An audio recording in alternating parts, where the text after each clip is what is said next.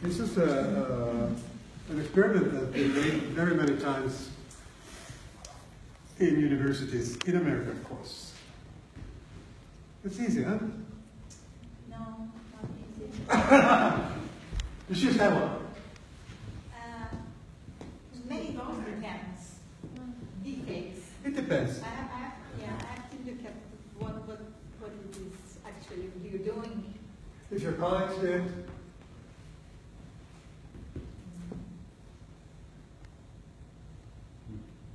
and what is the answer?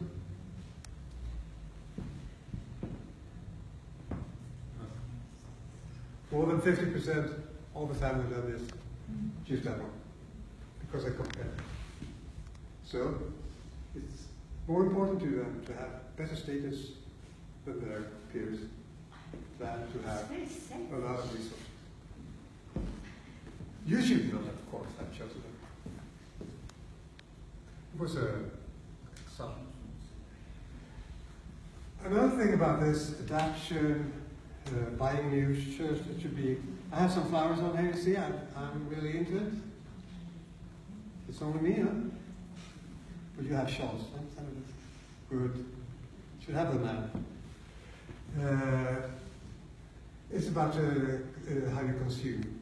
If you do things or if you do experiences. Things mostly annoys other people, makes them buy more things. I'm going a collaborative, I feel here. Makes them buy other things and just make people run in this treadmill or in the rat race or whatever you want to call it.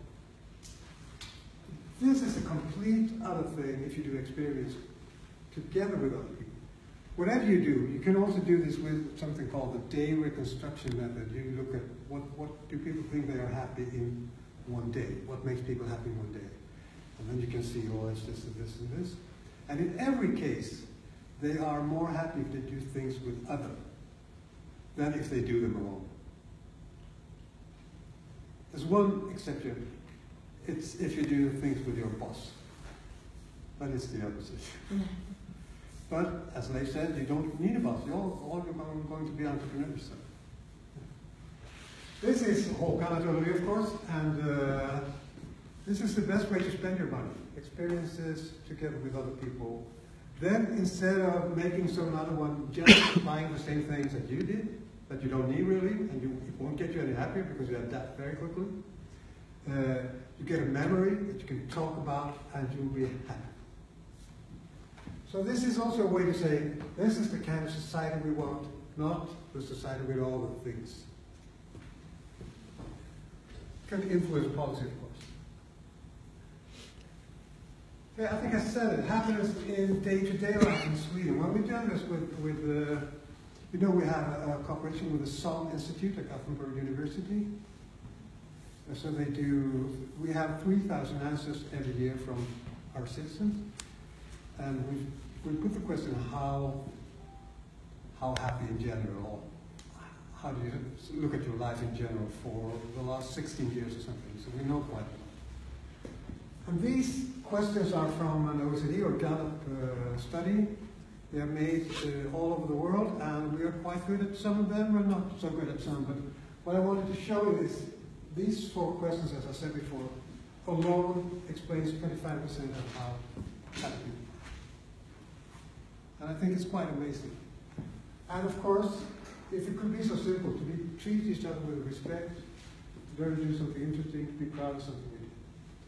When we look at unemployed people, it's not, when we think a lot about it and we look at all the mathematics, it's not the unemployment, it's the feeling of unemployment that makes people unhappy. Then I took a special result because I thought it would be a lot of entrepreneurs. And we often say that there's entrepreneurs and there's managers, different types of people. And in our study, it's really clear. We got absolutely fantastic result, I think. Both these groups, entrepreneurs and managers, you know, that's all the bosses, they say, I'm in a leading position. I'm in a leading position, they knock down one. Or I have a company. Those two, entrepreneurs. I know it doesn't really mean that you're an entrepreneur if you have a company, but these are the definitions in this one. Company, and a leading position. Then, for these both groups, money is more important. They want to have money. It makes them more happy than for the normal, general person, so to say, the average person.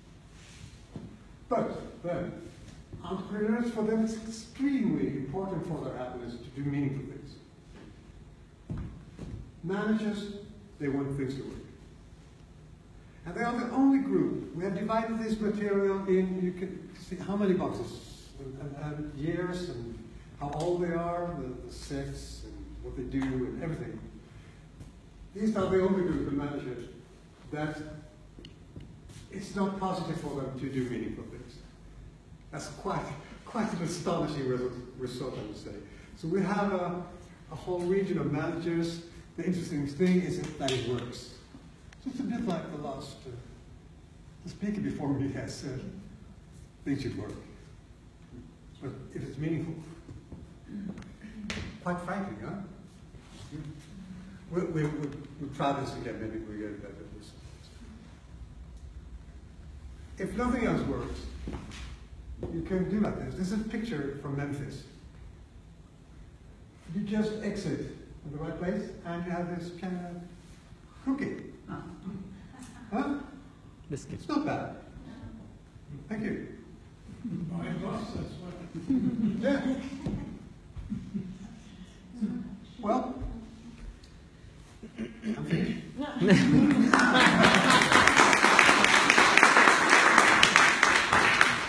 All right, Thomas, so what got you into researching happiness?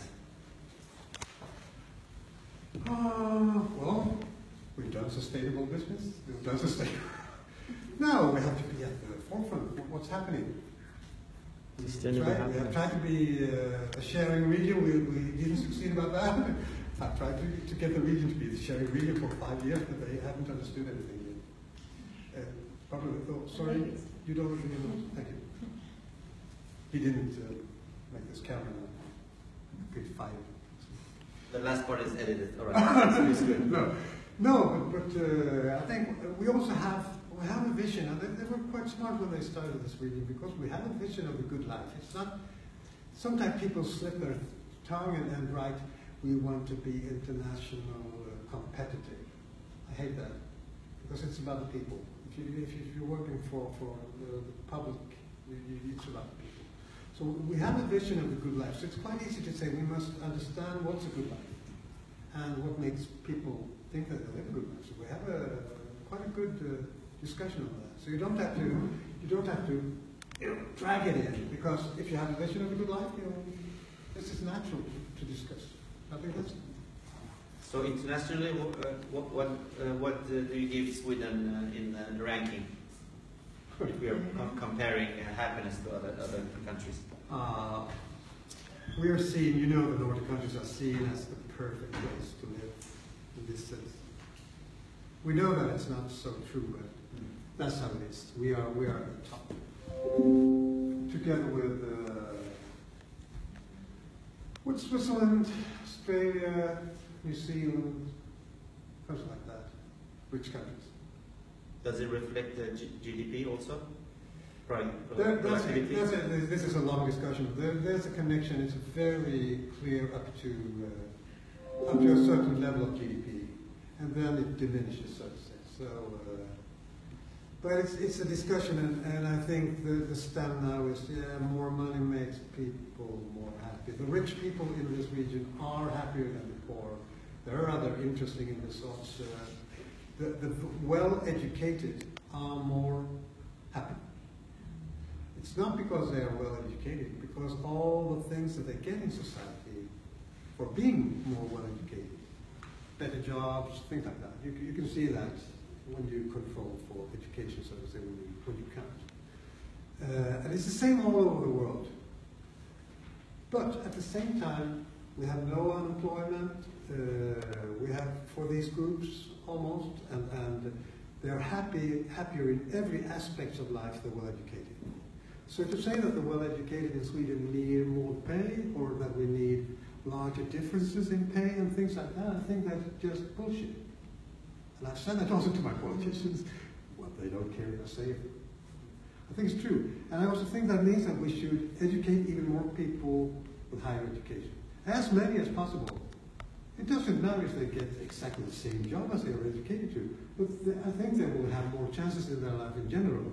So all these discussions that have been for 30, 40, 50 years, that you shouldn't educate as much with working with libraries, or you shouldn't have so many people educated for working with media. It's just bullshit, because people are coming out there and they are getting jobs and they are getting more happy and they live better lives than the others. So if you had a bag of money, you would invest in education Absolutely. to get happiness Absolutely. in return? Yeah. Yeah. Questions? Let's. The last part of it is probably related to the taxonomy of it, so to say. It's not the higher education. It's the education to think abstract that is critical. So the higher education implicitly means that you learn to think abstract rather than a professional training of simple type. So therefore, we probably need to refine the language also for the political dialogues, that it's not higher education, it's more abstract learning capability that is critical, because then you appreciate... You need to do that in some place. Sorry? You need to do that in a way. Of course. Some place. Or Yes, but that's what you see in some of the schooling systems in different parts of the world as well. So, but the political dialogue is about higher or lower education, and that is totally wrong, because it's leading to the wrong conclusions. So what country would you say, this is the country we should look at?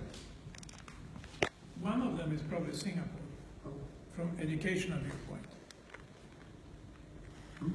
Let's continue. Please. Yeah, I will do a plug for a conversation that I had with Chris Raymer.